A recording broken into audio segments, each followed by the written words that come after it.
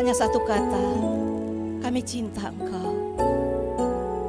Kami bersyukur kalau hari ini kami sudah 7 hari berjalan bersamamu di tahun yang baru ini.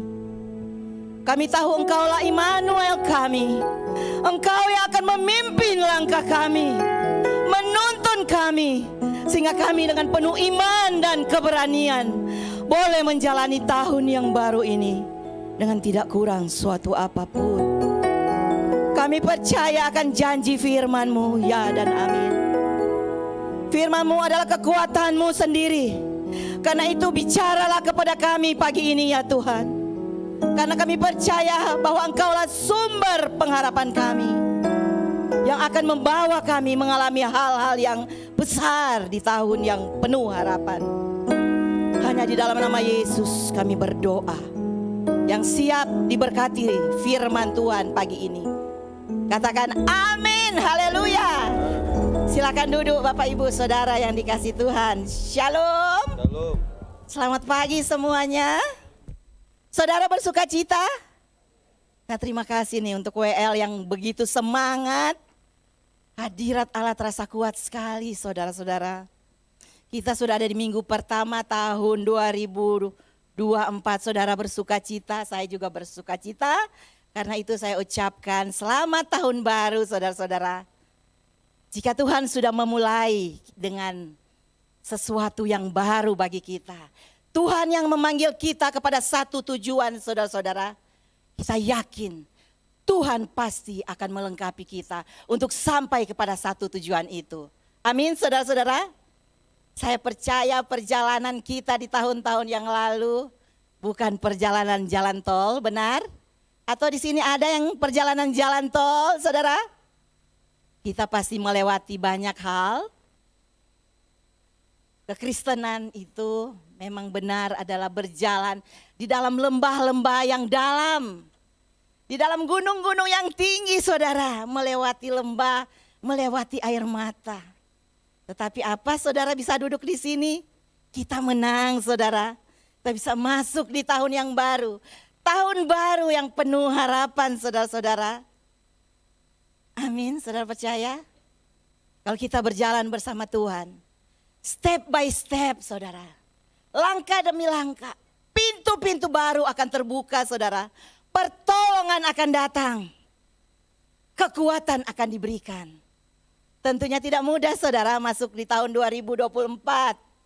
Kita juga tidak bisa prediksi saudara apa yang akan terjadi. Tetapi yang harus kita ingat Tuhan suruh kita percaya. Amin. Kita harus benar-benar beriman. Kita harus benar-benar percaya bahwa Tuhan sanggup kalau kita berjalan dengan Dia. Tuhan sanggup mengubah lembah-lembah yang curam menjadi pohon buah-buahan. Tuhan sanggup mengubah padang gurun yang kering menjadi sumber mata air. Saudara percaya itu? Amin saudara-saudara. Haleluya. Saya begitu bersemangat.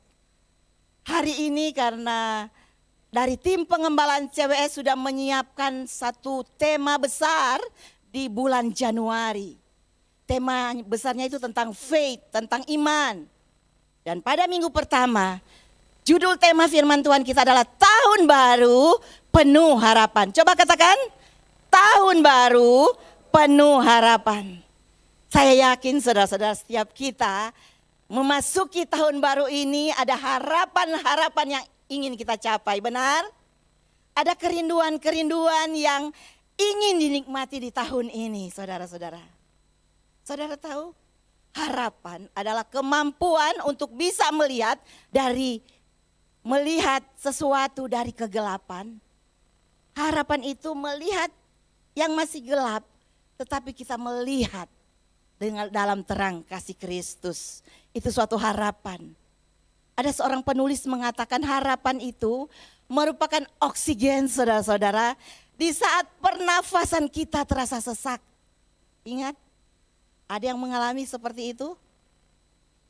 Jadi betapa luar biasanya kalau kita menaruh harapan kita hanya kepada siapa tadi? Yesus, sekali Yesus, tetap Yesus. Dr. John Maxwell, seorang penulis dan pakar kehidupan kekristenan, dia mengatakan seperti ini, saudara. Kehilangan dalam kehidupan tidak pernah menyenangkan. Tetapi ada satu kehilangan yang tak mampu dihadapi siapapun. Yaitu kehilangan apa, saudara? Kehilangan harapan. Memang benar, saudara-saudaraku. Dalam dunia ini kita bisa saja kehilangan orang yang terkasih. Kita bisa kehilangan harta. Kita bisa kehilangan posisi. Kita bisa kehilangan ketenaran kita. Kita bisa kehilangan tabungan kita. Sehingga saldonya benar-benar kosong, saudara. Dan lain sebagainya. Namun jangan sampai kita kehilangan harapan. Karena itu bila terjadi artinya kita akan kehilangan segalanya. Kita tentunya tidak mau menghadap seperti itu ya. Jadi saudara-saudara yang dikasih Tuhan, hari ini ada kabar baik bagi kita semua, saudara-saudara. Untuk menjalani tahun baru penuh harapan, kita harus tahu kepada siapa kita harus berharap, itu penting. Saudara harus tahu, saudara harus ingat-ingat kepada siapa kita menaruh harapan itu, saudara. Nah, hari ini kita akan belajar dari satu bagian firman Tuhan yang terdapat di dalam 1 Petrus 1 ayat 3 sampai 9. Kita akan baca bersama-sama dengan suara yang nyaring ayat 3 dahulu ya. Saudara-saudara, kita baca 2, 3. Terpujilah Allah dan Bapa Tuhan kita Yesus Kristus yang karena rahmat-Nya yang besar telah melahirkan kita kembali oleh kebangkitan Yesus Kristus di antara orang mati kepada suatu hidup yang penuh harapan. Garis bawahi itu, saudara-saudara. Pada saat Rasul Petrus menulis ini di tahun Rasul Petrus menulis surat 1 Petrus ini pada tahun 60 sampai tahun 64. Rasul Petrus berada di kota Roma, saudara-saudara. Pada saat itu jemaat mengalami aniaya yang berat karena iman mereka kepada Kristus. Petrus menasihati mereka untuk tabah. Aniaya yang seperti apa? Saudara tahu, pada pemerintahan Kaisar Nero tidak berperi kemanusiaan. Orang-orang yang memeluk agama Kristen dikejar-kejar, diikat, kemudian diminyaki kepalanya. Saudara-saudara, dibuat obor, saudara. Obor, saudara tahu? Kalau ini sih obor dari kayu, tapi dari kepalanya, seluruh badannya dibuat obor. Ditarik oleh kuda dan ditarik kejar-kejaran. Dan terbakarlah Yerusalem itu. Dan Kaisar Nero begitu merasa senang bisa melakukan itu, saudara-saudara. Dibakar hidup-hidup, dibuang, diperhadapkan dengan singa, binatang buas. Saudara bisa bayangkan keadaan waktu itu aniaya besar. Jemaat mula-mula. Tetapi apa saudara tahu kalau kita baca semuanya? Bahwa mereka tidak hancur, mereka tidak habis. Bahkan jemaat mula-mula makin hari makin bertambah. Saudara tahu ada sesuatu yang tidak kelihatan mengerjakan semuanya. Bahwa kekristenan tidak bisa dipendam. Kekristenan tidak bisa dihancurkan. Saudara-saudara, saudara bayangkan aniaya seperti itu kita tidak pernah alami, saudara. Baru-baru ada aniaya-aniaya seperti sakit penyakit dan lain sebagainya, sudah ada ketakutan dan lain sebagainya. Tapi puji Tuhan kita boleh melewati, saudara.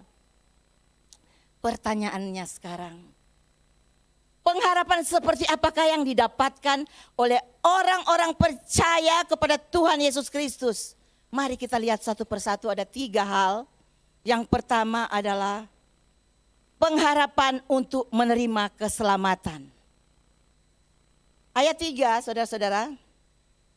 Ayat 3, terpujilah Allah Bapa Tuhan kita Yesus Kristus yang mereka rahmat, yang karena rahmat-Nya besar telah melahirkan kita kembali oleh kebangkitan Yesus Kristus dari antara orang mati kepada suatu hidup yang penuh pengharapan. Dan ayat yang keempat dikatakan untuk menerima suatu bagian, saudara. Untuk apa? Untuk menerima suatu bagian yang tidak dapat binasa, yang tidak dapat cemar, dan yang tidak dapat layu, yang tersimpan di surga yang kekal. How great thou art, Jesus. Ini suatu janji Tuhan. Sesuatu yang Tuhan berikan kepada orang-orang yang sudah percaya kepada Tuhan Yesus Kristus. Ada sesuatu bagian yang tidak akan binasa, saudara-saudara, yang tersimpan di surga. Saudara-saudara, jadi yang pertama yang dijanjikan Tuhan bagi setiap orang percaya, sekalipun ada di dalam aniaya yang besar. Mungkin saudara sekarang sedang sakit, belum sembuh-sembuh juga. Kebangkrutan atau keluarganya tidak pernah harmonis. Ingat, tetap tabah, tetap sabar. Aniaya itu belum seberapa, saudara.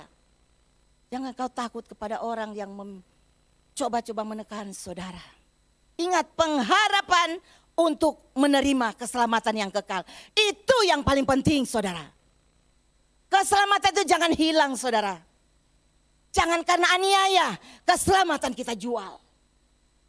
Saudara-saudara, zaman dulu Sadrak, Mesak, Abednego sekalipun dimasukkan ke dapur api, mereka tidak akan menyangkal Yesus. Daniel masukin ke gua singa, dia tetap menyembah Tuhan karena dia percaya ada sesuatu yang kekal yang sedang membawa pada satu tujuan. Amin, saudara-saudara.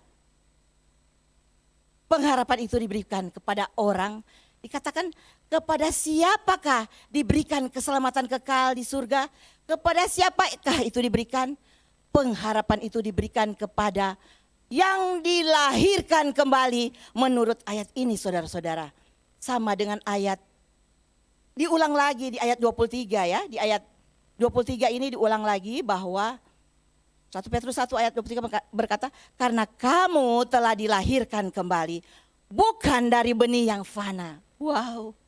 Kita bukan dari benih yang fana dilahirkan, tetapi dari benih yang tidak fana oleh firman Allah yang hidup dan yang kekal.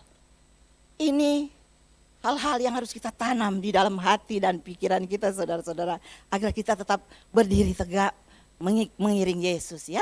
Saudara-saudara, kalau yang dikasihi Tuhan, orang-orang yang dilahirkan kembali, dilahirkan dari air dan roh.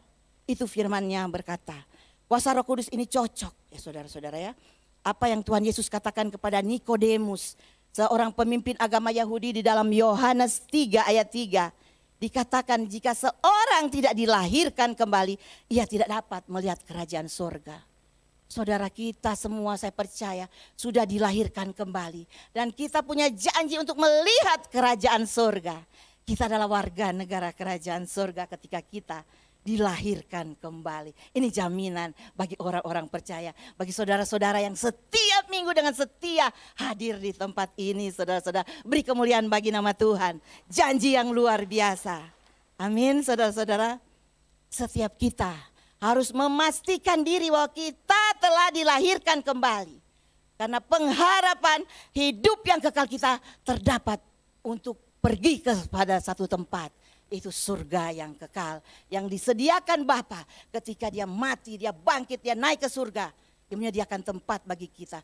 Itu janji yang tertulis di dalam firman Tuhan. Amin, saudara-saudara. Jadi untuk hal ini tidak diberikan kepada orang yang mengaku Kristen, saudara. Ada banyak orang tulis di KTP Kristen, ada orang yang mengaku Kristen. Tetapi ternyata dia belum lahir baru, saudara-saudara. Belum mengaku Yesus sebagai Tuhan dan Juru Selamat, saudara-saudara. Firman Tuhan tidak mengatakan demikian, tapi diberikan kepada yang dilahirkan kembali. Bukan orang Kristen yang ada tulis di KTP atau di akte kelahiran, saudara. Tetapi orang yang dilahirkan kembali, yaitu di ayat 2 ya. Mari kita lihat ayat 2-nya ya, biar ngerti ya. Di ayat 2 dikatakan, 1 Petrus 1 ayat 2 next. Dikatakan yaitu orang-orang yang dipilih sesuai dengan rencana Allah Bapa kita. Yang dikuduskan oleh Roh supaya taat kepada Yesus Kristus dan menerima percikan darahnya. Next. Nah saudara, jadi bukan orang-orang sembarangan saudara-saudara. Haleluya. Orang-orang yang dipilih dari semula. Ini lebih jelas lagi bahwa penerima pengharapan hidup kekal di surga diberikan kepada mereka yang dilahirkan kembali. Orang yang dilahirkan kembali itu adalah orang-orang yang dipilih oleh Bapa. orang-orang yang dikuduskan oleh Roh Kudus, dan orang-orang yang akhirnya taat kepada Kristus. Itu firman Tuhan yang katakan saudara-saudara. Jadi di dalam ayat yang keempat saudara-saudara, itu dijanjikan untuk menerima suatu bagian yang tidak dapat binasa, yang tidak dapat cemar, yang tidak dapat layu, yang tersimpan di bagian di sorga bagi kamu. Luar biasa enggak saudara-saudara? Kita duduk-duduk di tempat ini mendengar firman. Saudara, kita tahu kita punya warisan yang sudah Tuhan percayakan, yang Tuhan taruh di sorga dan disegel. Cap nama Anneke Polak, namanya tertulis di surga. Amin saudara-saudara. Bapa di surga dan selalu menyediakan buat saya dan saudara. Ini janji. Tuhan menjanjikan kita bukan harta yang ada di dunia ini. Saudara boleh tikang pagi, siang, sore, bekerja mati-matian untuk cari harta. Oke, harta untuk sementara itu tidak dilarang, tetapi ingat saudara-saudara, itu hanya sementara. Bukan kenikmatan dunia juga Tuhan berikan saudara. Mengapa? Karena kenikmatan dunia itu dapat binasa. Tapi tadi dikatakan tidak bisa binasa, tidak bisa cemar, dan tidak bisa layu. Saudara, kenikmatan dunia dapat cemar. Kenikmatan dunia bisa, atau harta-harta apapun bisa dicuri orang saudara. Sehingga saldomu bisa tinggal 0 saudara. Tapi Tuhan memberikan kita bagian yang tidak binasa atau tidak dapat rusak, yang tidak dapat cemar dan tidak dapat layu. Tadi ayat 5 saudara-saudara menjelaskan, yaitu kamu yang dipelihara Allah karena imanmu.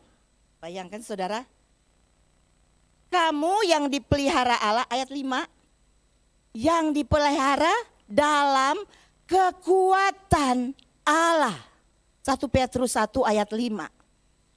Kekuatan Allah karena imanmu, sementara kamu menantikan keselamatan yang telah tersedia, bukan yang akan tersedia. Ini janji, ini baca satu persatu saudara-saudara. Yaitu kamu itu siapa? Saya, Dara, dan saya yang dipelihara dalam kekuatan Allah karena imanmu, sementara kamu menantikan keselamatan yang telah tersedia, yang sudah kita dapati, yang sudah kita terima untuk dinyatakan pada zaman akhir. Ini satu eskatologi di mana kita percaya satu waktu Tuhan akan datang menjemput kita karena kita adalah saleh-salehnya Kristus. Amin saudara. Itu adalah keselamatan itu sendiri. Saudara-saudara. Keselamatan apa? Keselamatan jiwa kita. Tentu satu waktu ya tubuh bisa binasa. Amin. Tubuh bisa binasa.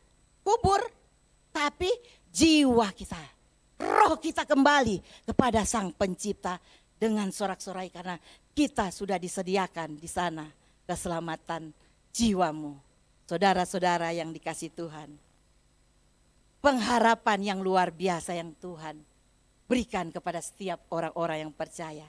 Dalam situasi sesulit apapun, kita tidak perlu takut. Saya tidak tahu permasalahan, persoalan, pergumulan yang sedang saudara hadapi di hari yang baru 7 langkah, 7 hari di tahun-tahun baru ini. Tetapi itu saudara selalu harus ingat, sekalipun kita belum melihat mujizat, kesembuhan dari sakit penyakit yang kita derita, sekalipun kita belum melihat tangan Tuhan meluputkan engkau dari kejatuhan bisnismu, sekalipun kita belum melihat Tuhan melepaskan kau dari kemiskinan. Namun yang pasti kita harus tetap kuat memiliki iman pengharapan yang benar. Karena ketika memiliki iman yang benar, menaruh pengharapan yang benar kepada Tuhan, maka iman itu yang bekerja untuk kita. Ia sanggup menggerakkan hati Tuhan sehingga mujizat Tuhan terjadi di hidup kita. Amin. Siapa yang sedang menanti-nantikan mujizat? Percaya, imani semua apa yang Tuhan percayakan kepada saudara, yaitu iman yang masih tinggal iman. Iman, pengharapan dan kasih. Hari-hari kita sudah jalani. Percaya kita akan bersama-sama dengan Bapa yang kekal di surga, itu adalah sebuah kepastian untuk kita berada di kerajaan surga. hiduplah sebagai orang beriman. Orang-orang yang percaya karena Tuhan memberikan pengharapan keselamatan kekal di dalam kerajaan surga. Saudara-saudara yang pengharapan seperti apakah yang akan kita terima oleh orang percaya? Yang kedua adalah pengharapan untuk dipelihara dalam kekuatan Allah selama masih di dunia. Jadi yang kedua, yang tadi ya, pengharapan menerima keselamatan kekal. Sekarang pemeliharaan Allah, di situ ada providence, di situ ada protection. Tuhan menjaga kita, Tuhan memelihara kita agar iman kita jangan luntur. Jangan cuma karena aniaya, jangan cuma karena kita kekurangan barang-barang yang kita perlukan. Kita bisa menjual iman kita. Tetapi pengharapan untuk dipelihara dalam kekuatan Allah selama kita masih di dunia, saudara-saudara. Itu yang terdapat di dalam ayat kelima tadi yang sudah kita baca ya. Perhatikan lebih teliti, yaitu kamu yang dipelihara dalam kekuatan Allah. Kamu yaitu saudara dan saya. Jadi karena iman kita harus terus fokus untuk menantikan dengan sabar untuk menerima keselamatan yang sudah kita terima terlebih dahulu, tetapi kita masih ada di dalam dunia ini, kita akan terima dengan iman kepada Tuhan yang memang hari ini kita tidak kelihatan, tetapi kita percaya Yesus yang sudah menyelamatkan kita tetap terus memelihara kita. Amin. Berbicara soal iman, ada dua macam iman. Iman yang pertama adalah iman yang menyelamatkan. Itu saat pertama kali kita percaya Yesus, kita diselamatkan, saudara-saudara. Sebab jika engkau mengaku dengan mulutmu bahwa Yesus adalah Tuhan dan percaya dalam hatimu bahwa Allah telah membangkitkan engkau dari antara orang mati, maka engkau diselamatkan. Karena dengan hati engkau, dengan mulut engkau percaya, dengan hati, maka Tuhan akan menyelamatkan. Berbicara dan yakin dan iman bukan asal bicara. Kita yakin, kita terima Yesus sebagai Tuhan dan Juru Selamat. Iman itu iman yang menyelamatkan, saudara-saudara. Tapi iman yang kedua adalah iman pengalaman. Iman yang kita butuhkan dalam menghadapi kesulitan. Mungkin tahun lalu kita pernah menghadapi kesulitan-kesulitan, tetapi dengan iman kita melangkah, kita melakukan hal-hal yang diarahkan Tuhan sehingga kita mengalami kemenangan. Lewat pengalaman itulah respon kita dalam pemeliharaan Tuhan ini. Kita meresponi dengan iman-iman yang kita alami. Kita menghadapi dengan kekuatan dari surga, saudara-saudara. Iman adalah percaya meskipun belum melihat jawaban Tuhan. Iman juga berarti taat melakukan kehendak Tuhan. Dalam Roma 10 ayat 17 dikatakan iman timbul dari pendengaran. Pendengaran akan firman Tuhan. Saudara-saudara, tiga cara kerja imannya itu iman timbul dari pendengaran. Timbul, kata timbul, muncul, dikeluarkan. Bagaimana mau timbul kalau tidak pernah ditanam, saudara? Tidak pernah disimpan, tidak pernah di-download ke dalam hati kita. Bagaimana mau muncul? Kalau saudara kadang-kadang searching apa-apa ya, searching satu kata pengharapan, nanti keluar semua pengharapan. Karena sudah pernah saudara buka itu, saudara. Demikian juga di dalam hati kita. Ketika kita masukkan firman-firman, kita baca, kita keluarkan suara kita dari pendengaran, iman akan muncul. Iman ditanam pasti tumbuh, saudara-saudara. Jadi mumpung masih bulan Januari, buat komitmen untuk kita mau baca Alkitab. Kita mau terus berdoa. Kalau perlu sehari kita komit untuk sehari 3 pasal, saudara. Dalam 1 tahun selesai, kenyang kita. Dan apa yang kita tanam pasti tumbuh, amin. Apa yang kita simpan pasti timbul, saudara. Apa yang kita simpan pasti kita imani. Itu satu waktu kita petik. Apa yang kita tabur akan kita tuai. Amin, saudara-saudara. Iman timbul dari pendengaran. Iman dari yang kita dengar itu akan menimbulkan suatu iman yang teguh, saudara-saudara. Firman Tuhan gak cuma didengar atau firman Tuhan gak cuma baca pada saat hari Minggu. Kami menyarankan untuk setiap hari. Karena saudara makan gak mungkin cuma sekali seminggu. Kalau perlu, ada di sini makan sekali seminggu? Biar tubuh kuat? Ya tentu, saudara. Harus makan tiap hari, demikian juga roh kita. Kita makan firman, bangun pagi-pagi yang kita cari firman Tuhan. Karena kita baca, kita baca, kita lihat, kita dengar. Timbullah iman itu dari pendengaran akan firman Tuhan. Bukankah di Markus 5 ayat 27 sampai 28 ada perempuan yang sakit pendarahan. Dia percaya bahwa Tuhan Yesus dapat menyembuhkan. Berdasarkan iman yang dia dengar, yang orang-orang katakan, dia datang asal kurai jubahmu, ku sembuh. Mari bangkitkan iman yang seperti itu saudara-saudara. Tahun 2024 ini, tahun yang penuh harapan. Mari ada orang-orang semakin bangkit, meraih jubah Yesus. Yang ketiga, iman timbul dari pendengaran akan firman Kristus. Ya, kita harus merenungkan tentunya ya, merenungkan dari hari ke hari. Merenungkan, kita kalau perlu diingat-ingat, kalau perlu ditanam dalam hati, dimemorize ya, dihafalkan saudara. Karena itu yang akan muncul, itu yang akan keluar ketika kita dalam keadaan terjepit. Firman Allah mengatakan bahwa di dalam Roma 10 ayat 8 mengatakan, firman itu dekat kepadamu, yakni di dalam mulutmu dan di dalam hatimu. Itulah firman iman yang kami beritakan saudara-saudara. Di dalam mulut, jadi kita berdoa pun ada firman yang keluar. Itu yang akan terkoneksi dengan sang sumber pengharapan. Akan memberi apa yang kita harapkan saudara. Apa yang tersimpan di dalam hati itu yang kita ucapkan. Kalau yang tersimpan di dalam hati sampah-sampah saja, apa itu yang akan dikeluarkan? Tentu tidak.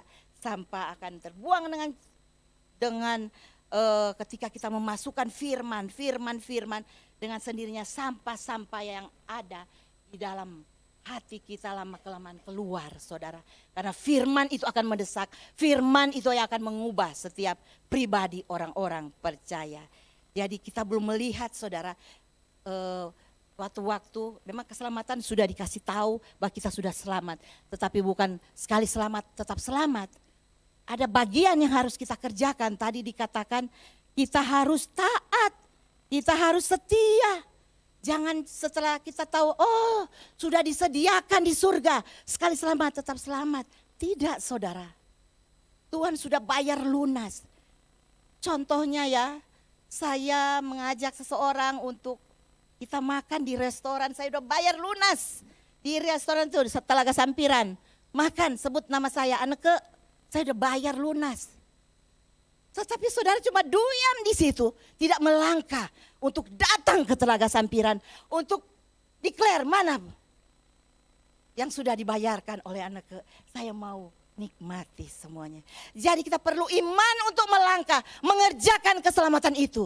Jadi keselamatan tidak sekali selamat, tetap selamat. Saudara bisa juga jatuh ketika dalam pengiringan akan Tuhan. Jatuh karena aniaya. Aniaya yang berat, aniaya yang ringan. Itu akan membawa saudara untuk penyangkalan akan iman kepada Kristus. Saudara-saudara yang dikasihi Tuhan.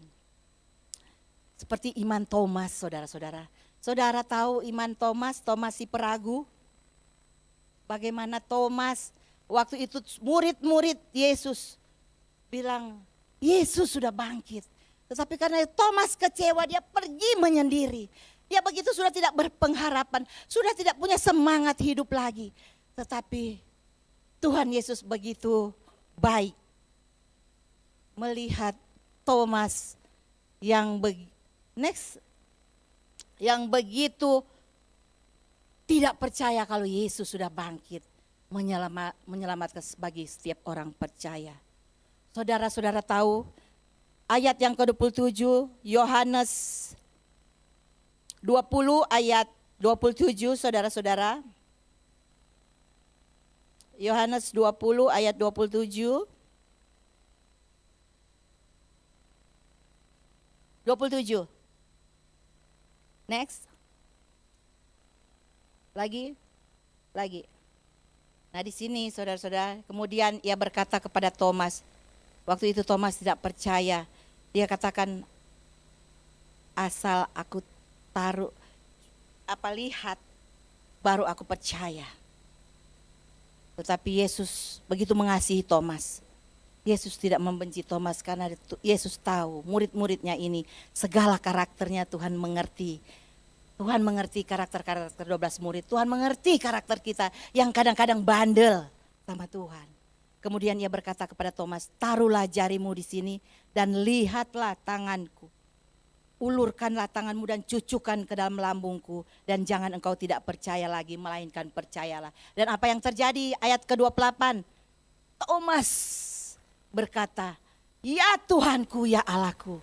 Bayangkan saudara, dari seorang peragu, seorang yang tidak percaya, dia bisa berkata, ya Tuhanku, ya Allahku. Dan ayat 29 mengatakan, kata Yesus kepadanya, karena engkau telah melihat aku, maka engkau percaya. Berbahagialah mereka yang tidak melihat tapi percaya. Nah saudara-saudara sekalian, kita yang sedang menantikan keselamatan, berbahagialah dikatakan. Sekalipun ini ya saudara belum ada di tangan kita gift itu, tetapi kita percaya kita akan terima saudara-saudara. Karena Yesus berkata, berbahagialah mereka yang tidak melihat namun percaya. Mari kita percaya saat ini keselamatan itu sudah pasti. Kalau percaya sungguh-sungguh kepada Tuhan Yesus. Kalau engkau taat kepada Kristus, keselamatanmu sudah pasti. Jadi sementara engkau berjalan menuju keselamatan yang telah tersedia di zaman akhir, yang telah tersegel, telah tersimpan di surga, Tuhan pun tidak pernah meninggalkan engkau selama masih berjalan di dunia ini. Saudara-saudara yang dikasih Tuhan, yang ketiga, yang terakhir, pengharapan yang seperti apakah yang dijanjikan Tuhan kepada orang percaya, yaitu pengharapan untuk tetap bersuka cita meskipun di tengah-tengah pencobaan. Aniaya apapun saudara-saudara. Dikatakan ya 1 Petrus 1 ayat 6-8. Bergembiralah akan hal itu sekalipun sekarang ini kamu seketika harus berduka cita oleh berbagai-bagai pencobaan. Saudara bilang mau bergembira, aku lagi dalam keadaan seperti ini. Tetapi ayat Alkitab Petrus mengatakan kamu harus tabah saudara, bergembira, disuruh bergembira saudara. Sekalipun kamu berada dalam berbagai-bagai pencobaan. Maksud semuanya itu ialah untuk membuktikan kemurnian imanmu yang jauh lebih tinggi nilainya daripada emas yang fana yang diuji kemurniannya dengan api. Tuhan sudah sediakan sesuatu barang yang tidak fana. Bayangkan emas pun diuji dengan api. Bagaimana dengan iman kita saudara? Oleh karena itu tidak gampang untuk kita terus pertahankan iman percaya kita kepada Yesus. Karena akan diuji kemurniannya dengan api. Jadi kalau sekalipun saudara dalam hal aniaya sakit penyakit, aniaya dalam rumah tangga, aniaya dalam hal kekurangan ini, kekurangan itu, anggaplah itu suatu pencobaan biasa yang tidak melebihi kekuatanmu. Karena mungkin kekuatanmu Tuhan sudah tahu, kekuatanmu 25 kilo untuk menghadapi ini. Tuhan kasihlah ujiannya cuma 20 kilo. Tapi saudara sudah ampun tidak saudara, bersyukur kata kunci. Mengucap syukurlah dalam segala hal, sebab itulah yang dikehendaki Allah dalam Kristus Yesus Tuhan kita, amin. Kata kunci itu saudara-saudara. Sekalipun kamu belum melihat, tuh ayat 8-nya mengatakan, sekalipun kamu belum pernah melihat dia, namun kamu mengasihinya. Kamu percaya kepada dia, sekalipun kamu sekarang tidak melihatnya, benar toh? Kita belum melihat, tapi kita percaya. Itu iman yang murni, itu iman yang pasti yang Tuhan pelihara dari hari ke hari bagi diri kita. Kamu bergembiralah karena sukacita yang mulia dan yang tidak terkatakan. Dengan iman seperti itulah kita menghadapi penderitaan di dunia ini. Jadi anggaplah satu kebahagiaan ya, kalau kita ada dalam penderitaan, pencobaan yang Tuhan izinkan terjadi karena tidak melebihi kekuatan kita. Tuhan tahu. Jadi di sini Petrus menggambarkan penderitaan yang kita hadapi, disuruh bergembira. Yaitu yang pertama dengan cepat dia berkata penderitaan itu singkat saudara. Seketika saja dibanding kekekalan yang akan kita terima. Kekekalan yang kita terima everlasting ya. Saudara-saudara, kita nikmati seketika menderita. Yang kedua, penderitaan itu bermacam-macam. Kamu akan menderita berbagai-bagai pencobaan yang diuji ya. Dia berkata sangat banyak macamnya. Tetapi kita harus tetap tabah. Yang ketiga, penderitaan itu harus kita hadapi. Petrus berkata sekarang ini kamu harus berduka cita oleh berbagai-bagai pencobaan yang tidak terhindarkan. Yang keempat, penderitaan itu membuktikan kemurnian iman kita seperti emas yang diuji dengan api. Wow. Untuk menunjukkan bahwa kita betul-betul percaya Yesus. Sekali Yesus tetap Yesus karena dia akan pelihara kita. Dan ingat, kita harus melakukan apa yang menjadi kehendak Tuhan. Kita taat melakukan kehendak Tuhan. Karena dengan pertolongan Roh Kudus tentunya saudara akan bisa berjalan berdiri teguh, melangkah pasti menuju tahun penuh harapan. Dan yang kelima, penderitaan itu menghasilkan puji-pujian, kemuliaan, kehormatan. Pada hari Yesus datang kedua kali, Allah memberikan pujian, kehormatan, kemuliaan kepada kita. Maka penderitaan memang mendatangkan duka cita. Tetapi ada kemuliaan yang sudah Tuhan sediakan. Saudara-saudara yang dikasihi Tuhan, Daud dalam keadaan terjepit, dia mengatakan, aku melayangkan mataku ke gunung-gunung. Dari manakah akan datang pertolonganku? Pertolonganku dari Tuhan yang menjadikan langit dan bumi. Ia tidak akan membiarkan kakimu goyah. Dikatakan penjagamu tidak akan terlelap dan tidak tertidur penjaga Israel. Siapa penjaga Israel? Tuhanlah penjagamu. Tuhanlah naunganmu. Dikatakan sebelah kanan tangan kananmu, matahari tidak akan menyakiti engkau pada waktu siang. Atau bulan pada waktu malam. Sebab Tuhan akan menjaga engkau terhadap segala kecelakaan. Tuhan akan menjaga nyawamu dari sekarang sampai selama-lamanya. Amin, beri kemuliaan bagi nama Tuhan. Saudara-saudara yang dikasihi Tuhan, ingat janji Tuhan. Tahun ini tahun penuh harapan. Katakan, tahun ini tahun penuh harapan. Amin, mari kita tundukkan kepala. Syukur bagimu ya Tuhan. Terima kasih Engkau. Kami sungguh-sungguh bersyukur untuk anugerah-Mu yang besar dalam hidup kami. Kau bukan saja memilih kami dan memberikan segala hal yang besar dan ajaib dalam hidup kami. Hari ini Tuhan, Kau juga menjanjikan di depan sana bagian kami yang sangat mulia. Dan tak mungkin gagal kami terima. Karena bagian yang Kau berikan kepada kami itu bagian yang tidak pernah cemar.